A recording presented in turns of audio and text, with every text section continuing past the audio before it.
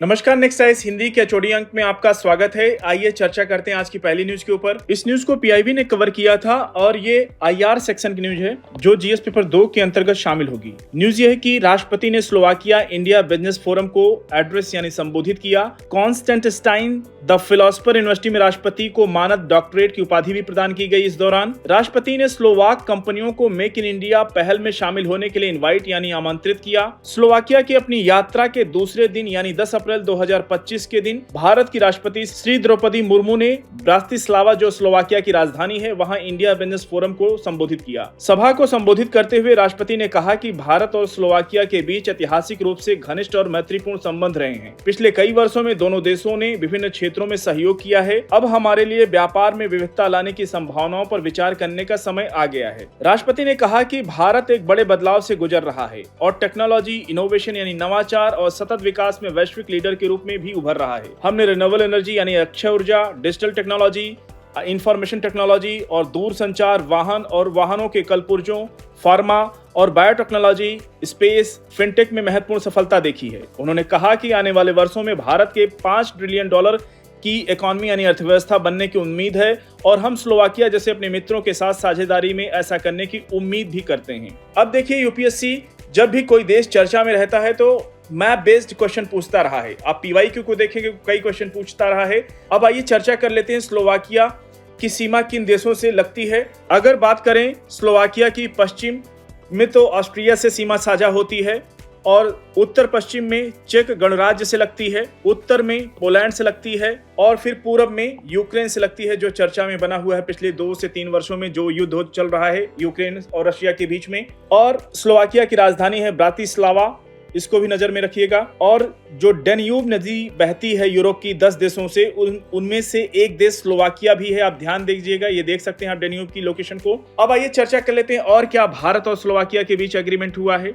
और इस दौरान राष्ट्रपति ने कहा कि भारत दुनिया की सबसे तेजी बढ़ती अर्थव्यवस्थाओं में से एक है। स्लोवाकिया अपने मजबूत इंडस्ट्रियल आधार और यूरोप में रणनीतिक स्थान के साथ हमारे गहरे व्यापार और निवेश संबंधों के लिए बेहतरीन अवसर प्रस्तुत करता है। यूरोपीय यूनियन यानी यूरोपीय संघ के लिए एक प्रमुख सदस्य और ऑटोमोटिव, रक्षा और उच्च तकनीकी उद्योगों के लिए केंद्र के रूप में स्लोवाकिया भारत के विशाल उपभोक्ता बाजार, कुशल कार्यबल और संपन्न स्टार्टअप इकोसिस्टम से लाभान्वित होने वाला है। उन्होंने स्लोवाक कंपनियों को हमारी मेक इन इंडिया पहल में भी शामिल होने के लिए इन्वाइट किया है। राष्ट्रपति ने नाइट्रा कॉन्स्टेंटाइन द फिलोसफर यूनिवर्सिटी का दौरा किया जहां उन्हें सार्वजनिक सेवा और शासन में उनके विशिष्ट करियर, सामाजिक न्याय और समावेशन की वकालत और शिक्षा, महिला सशक्तिकरण, सांस्कृतिक और भाषाई विविधता को बढ़ावा देने में योगदान देने के लिए उनको मानद डॉक्टरेट की उपाधि से सम्मानित किया गया।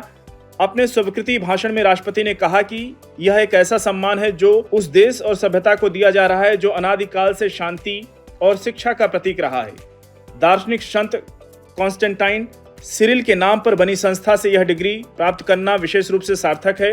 राष्ट्रपति ने कहा कि शिक्षा न केवल व्यक्तिगत सशक्तिकरण बल्कि राष्ट्रीय विकास का भी एक साधन है।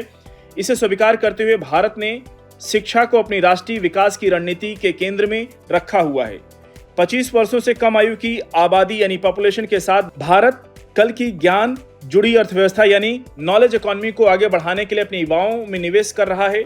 राष्ट्रपति ने कहा कि भले ही भारत आधुनिक और टेक्नोलॉजी को अपना रहा है, लेकिन हमारी प्रगति हमारी प्राचीन दार्शनिक परंपराओं के ज्ञान में गहराई से निहित है। उन्होंने कहा कि जिस तरह से सेंट कॉन्स्टेंटाइन सिरिल के कार्यों ने स्लाव भाषाई और सांस्कृतिक पहचान की नींव रखी है, उसी तरह भारतीय दार्शनिक परंपराओं ने लंबे समय से हमारे समाज के बौद्धिक और आध्यात्मिक ताने बाने को आकार दिया है।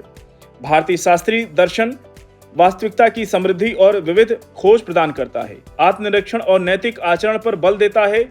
यह कई दृष्टिकोण और आत्मज्ञान और आंतरिक अनुभव के महत्व पर प्रकाश डालता है। उन्हें यह जानकर खुशी हुई कि उपनिषदों का कालातीत ज्ञान स्लोवाकिया में भी गूंजता है। अगली न्यूज की ओर बढ़ेंगे। इस न्यूज को द हिंदू ने कवर किया था और ये IR सेक्शन की न्यूज है। साथ ही साथ इंटरनल सिक्योरिटी की भी न्यूज कहना सही रहेगा। आंतरिक सुरक्षा के लिए जो भारत सरकार ने कदम उठाए हैं उसकी दिशा में ये बहुत बड़ी सफलता मानी जा रही है। Rana extradited to Delhi, arrested by NIA। Rana को दिल्ली लाया गया है और तिहाड़ जेल में रखा जाएगा, कड़ी पूछताछ की जाएगी। राणा का नाम 26/11 जो मुंबई में अटैक हुआ था उसमें पाया गया है और कहीं न कहीं भारत की बहुत बड़ी सफलता को दिखाता है, प्रदर्शित करता है, तो इसलिए इंपॉर्टेंट न्यूज हो जाती है। अगली न्यूज की ओर बढ़ेंगे। इस न्यूज को द हिंदू ने कवर किया था और ये हिस्ट्री सेक्शन की न्यूज है जो जीएस पेपर 1 के अंतर्गत शामिल होगी। न्यूज ये है कि Phule a constant gardener of a social revolution. जैसा कि हम सब जानते हैं 11 अप्रैल को ज्योतिबा फूले का जन्म दिवस होता है। 11 अप्रैल 1827 में इनका महाराष्ट्र में जन्म हुआ था। और बात करें कि इनके द्वारा किए गए कार्यों की, क्योंकि यूपीएससी क्वेश्चन इनके ऊपर पूछता रहा है, न केवल प्रीलिम्स में बल्कि मेंस एग्जामिनेशन में भी।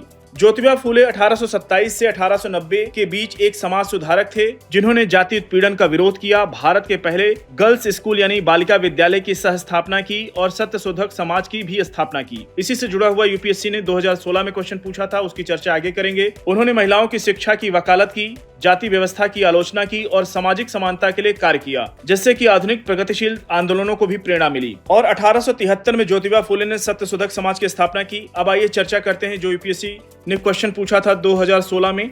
यूपीएससी ने 2016 में ए सीरीज का क्वेश्चन नंबर 58 पूछा था कि सत्यशोधक समाज ने संगठित क्या किया। ऑप्शन ए बिहार में आदिवासियों के उन्नयन का एक आंदोलन, ऑप्शन बी गुजरात में मंदिर प्रवेश का एक आंदोलन, ऑप्शन सी महाराष्ट्र में एक जाति विरोधी आंदोलन, ऑप्शन डी पंजाब में किसान आंदोलन। कृपया इस प्रश्न का उत्तर आप लोग अधिक से अधिक संख्या में कमेंट बॉक्स में बताने का प्रयास कीजिए। अब अगली न्यूज की ओर बढ़ेंगे। इस न्यूज को पीआईबी ने कवर किया था और ये सोशल स्कीम से जुड़ा हुआ है, वेलफेयर सेक्शन के अंतर्गत जो आता है, और ये जीएस पेपर 2 के अंतर्गत ये न्यूज कवर होगी। न्यूज ये है कि प्रधानमंत्री पोषण शक्ति निर्माण योजना के अंतर्गत सामग्री लागत में वृद्धि की गई। और वृद्धि क्यों की गई? क्योंकि महंगाई को देखते हुए कहा कि अब आवश्यकता है इसको बढ़ाया जाए, इसके लागत को।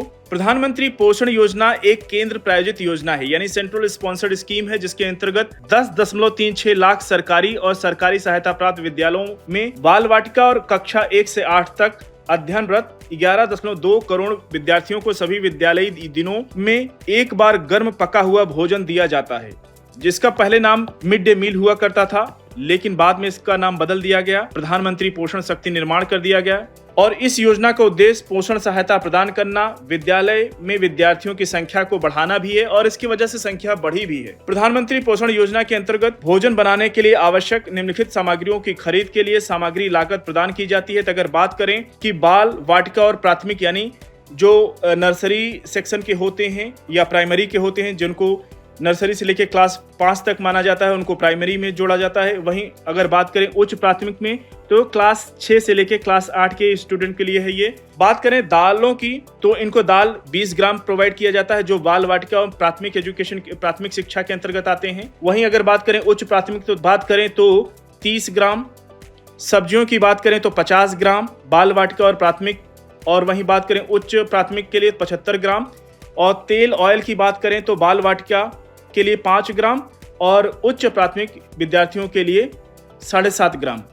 अब आइए बात करते हैं कि देखिए कि इस योजना का उद्देश्य क्या है। देखिए इस योजना के उद्देश्य की तो बात करें तो भारत में अधिकांश बच्चों के लिए 2 मुख्य समस्याएं हैं, अर्थात भूख और शिक्षा का समाधान करना। बाल वाटिका कक्षा 1 से लेकर कक्षा 8 में पढ़ रहे बच्चों की पोषण स्थिति में सुधार करना, वंचित वर्गों के गरीब बच्चों को नियमित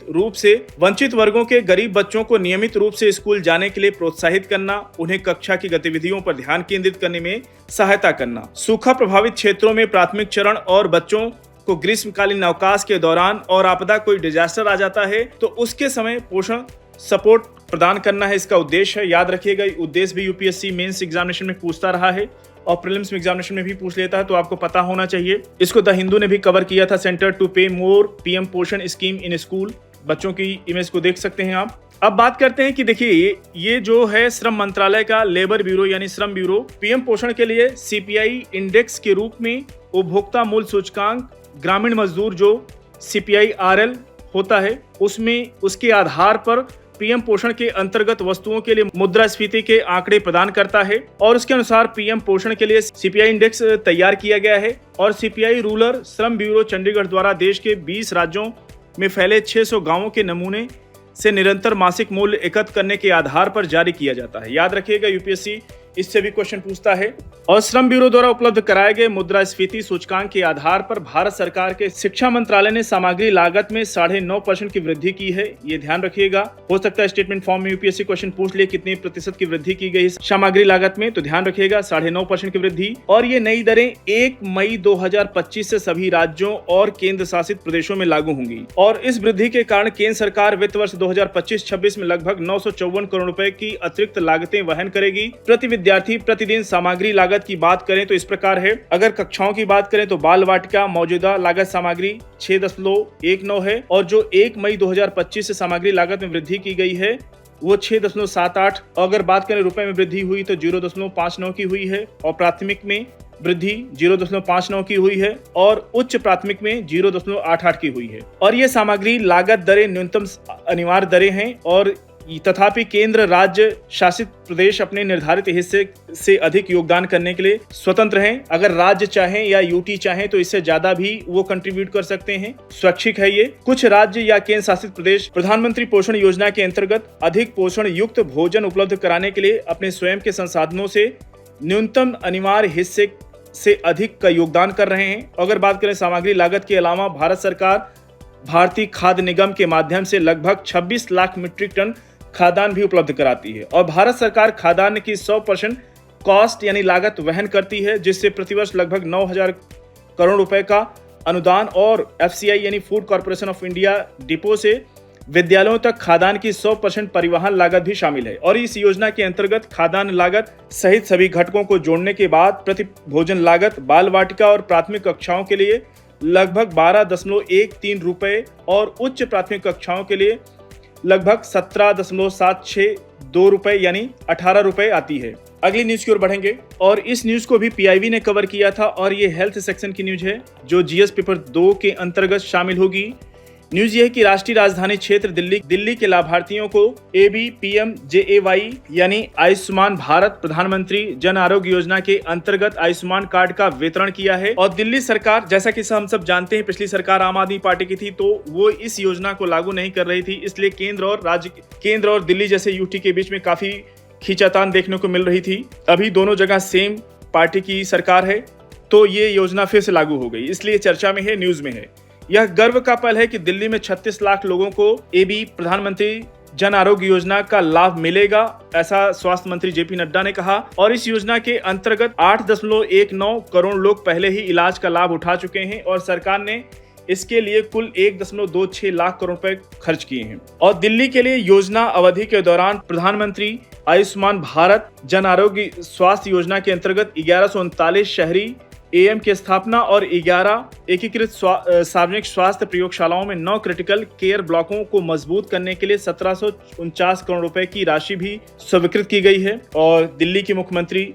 श्रीमती रेखा गुप्ता ने ये सब बताया। और इसके बैकग्राउंड की बात करें तो ये सेंट्रल स्पॉन्सर्ड स्कीम यानी केंद्र प्रायोजित योजना है आयुष्मान भारत। और प्रधानमंत्री आयुष्मान भारत को 25 अक्टूबर 2021 को सार्वजनिक स्वास्थ्य बुनियादी ढांचों को मजबूत करने के लिए प्रारंभ किया गया था। और इस योजना का उद्देश्य शहरी और ग्रामीण दोनों क्षेत्रों में स्वास्थ्य बुनियादी ढांचे, निगरानी और स्वास्थ्य अनुसंधान में महत्वपूर्ण गैप यानी अंतराल को भरना है, ताकि समुदाय किसी भी स्वास्थ्य संकट का प्रबंधन करने में आत्मनिर्भर हो सके। साथियों, आज के HOD अंक को यहीं पर समाप्त करते हैं। मिलते हैं नेक्स्ट अंक में कुछ और इंपॉर्टेंट न्यूज के साथ। तब तक जुड़े रहिए नेक्स्ट ऐसे हिंदी के साथ। धन्यवाद।